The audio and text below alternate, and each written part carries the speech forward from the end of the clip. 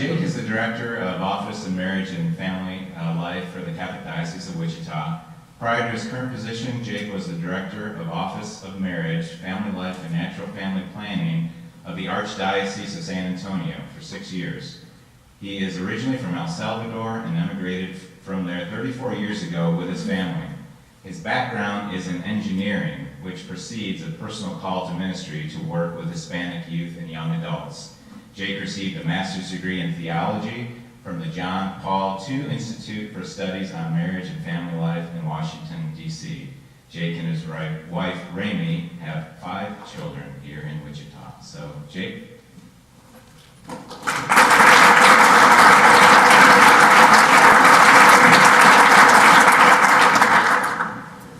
Thanks, Jim. Good morning. Good morning.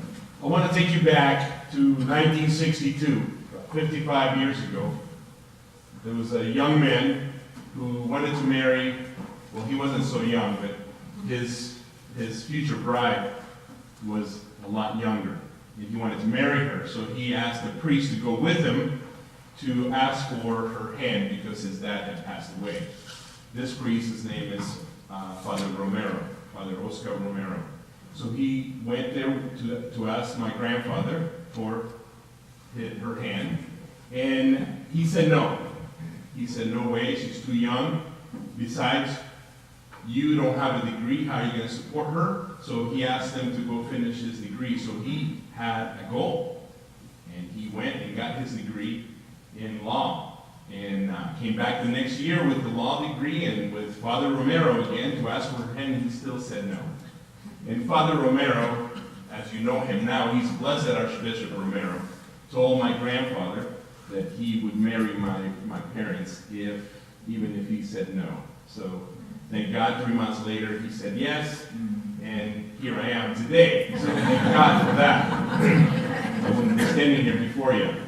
And the crux of what I'm going to talk about today in my witnesses is my favorite verse of the Bible. It's, eye has not seen, ear has not heard, nor has it entered man's mind what God has prepared for those who love him. And that's what I learned from my parents, and that's what they passed on to me, and that's the main message I have for you. I want to forward to 1979.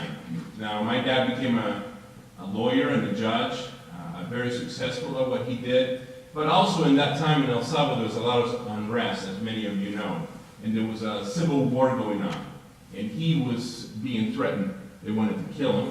Not only him, but all of us. I'm the oldest of 12 children, by the way. I don't think that was in the Bible. So imagine being in hiding for about a month because my dad didn't want anybody to know where he was, and him trying to get papers so we can get out.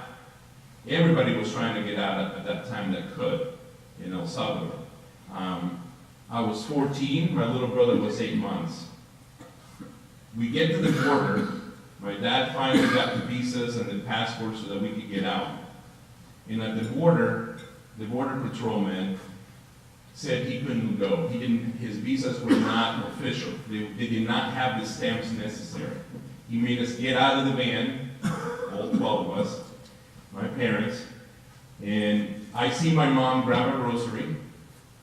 And this is a request unlike any other request she had made before.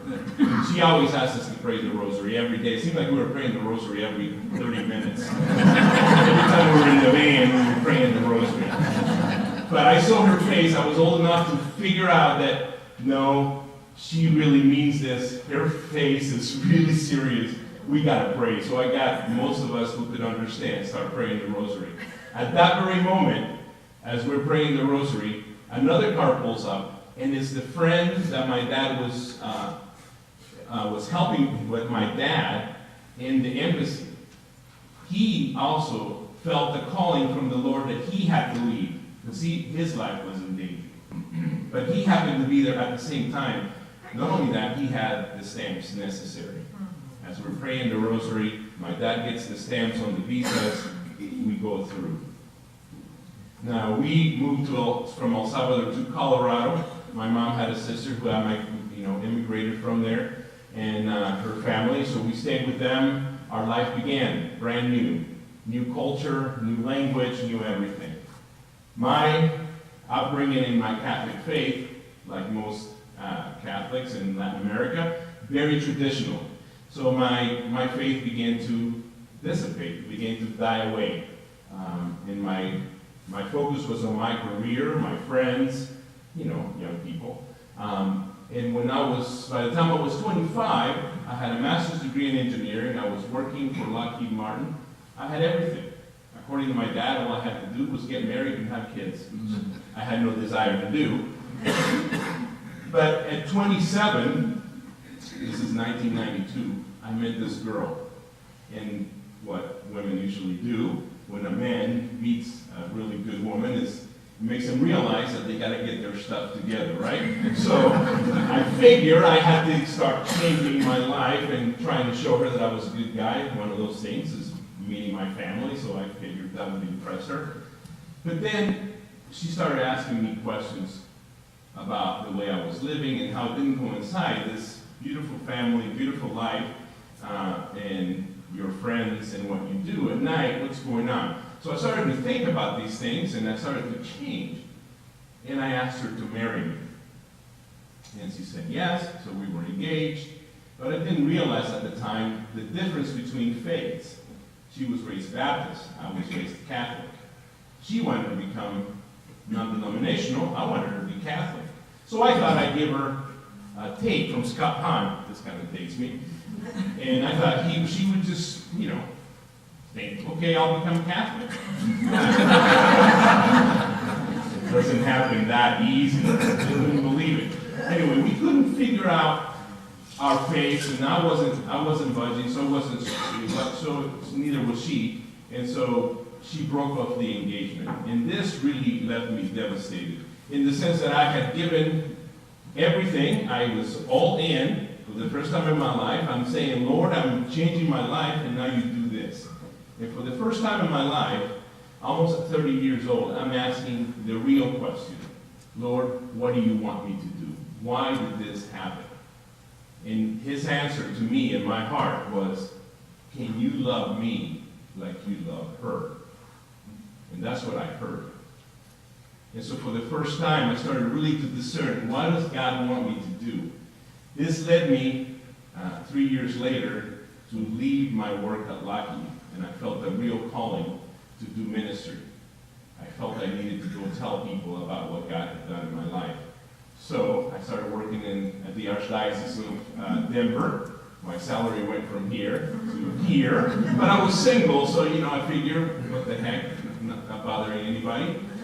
But the Chancery Building not only is a great place in Denver, it's a John Paul II Center for Evangelization. John Paul II had a great impact in my conversion. It was during that time that he went to Denver for the World Youth Day.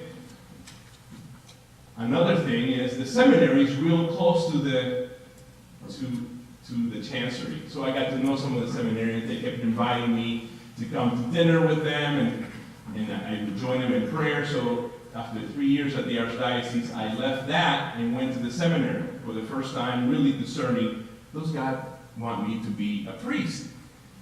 After a year and a half, I discerned that. So now, and I like to tell this part of the story through my dad's lenses, okay? So I'm coming back home. He's to my parents' house, not my own house, but my parents' house. I don't have a house. I don't have a phone. I have an old car now, because the car that I had bought when I was at Lockheed is still there. And I'm 37, 38 years old, and I tell my dad that I'm going to use the last of my savings to go study theology at the John Paul II Institute for Studies on Marriage and Family. And he's like, what happened to my son?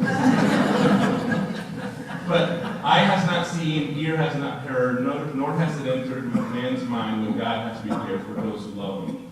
And God had been preparing not only me in 2003 to go study there, but a girl from Kansas.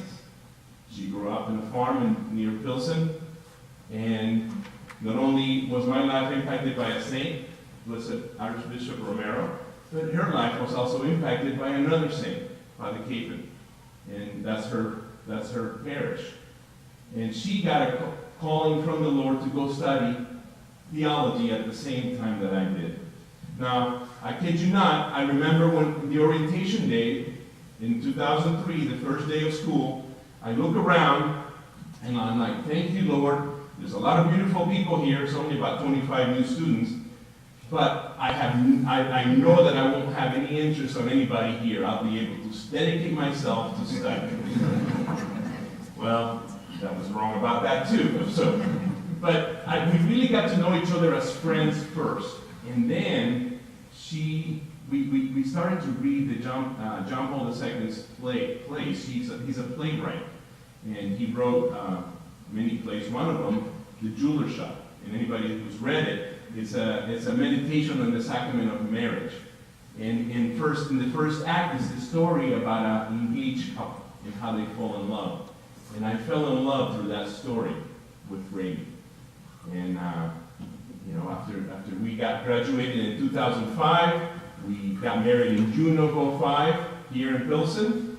We got to go to Cologne, Germany, to perform The Jeweler Shop together at the World Youth Day. And then we moved to Mexico.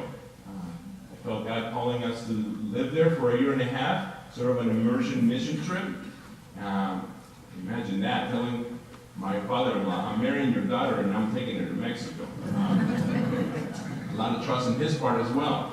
And then we moved back to the United States back in 2007, 6 years in San Antonio, and now I'm here 4 years.